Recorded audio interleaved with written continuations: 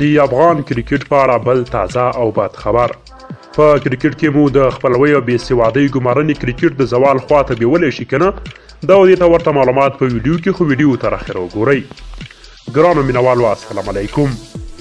د افغانستان د کرکټ بورډ اداري اجرایي رئیس لطف الله ستانکزی د 300,000 افغانیو نیولې ان تر 400,000 افغانیو پورې خپل معاش اخلي، خو کارونه یې ورځ تر بلې د زوال په لور روان دي. د افغانستان په کرکټ بورډ کې یو شمېر سرچینو خبریال .com ته وویل چې د دې ادارې اجرایي رئیس لطف الله ستانکزي په دې وروستیو کې د بودیجې د کمښت له کبله په کار پوه نږدې 28 کسان له دندو رخصت کړي، خو خپل معاش یې ان تر 4 لکو افغانیو پورې پورته کړ.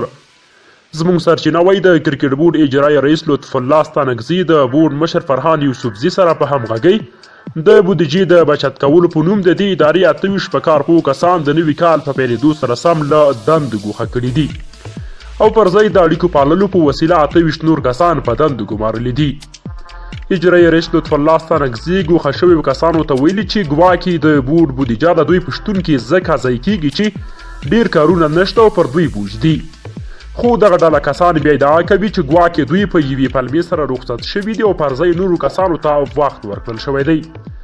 زموږ سرچینه وایي چې د افغانستان د کرکټ بورډ په هر ډیپارټمنټ کې په لسګونه غیر مسلکي کسان کار کوي چې په لسګونه او سلګونه زر افغانۍ معاش اخلي، خو لا هم دنده نه ده معلومه چې دوی د کلونو راهیسې په څه بوخت دي.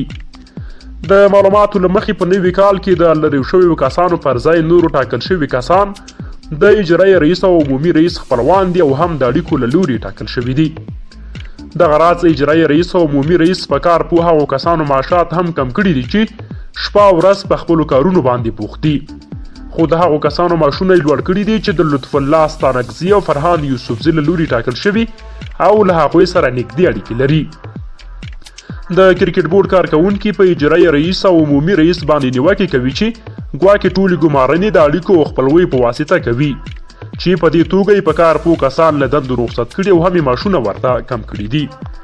نو قدرمنو مینوالو په دې اړه ستاسې نظر څه دی؟ ډیره مننه. که ویډیو مو خوښه شوې وي لایک یې کړئ.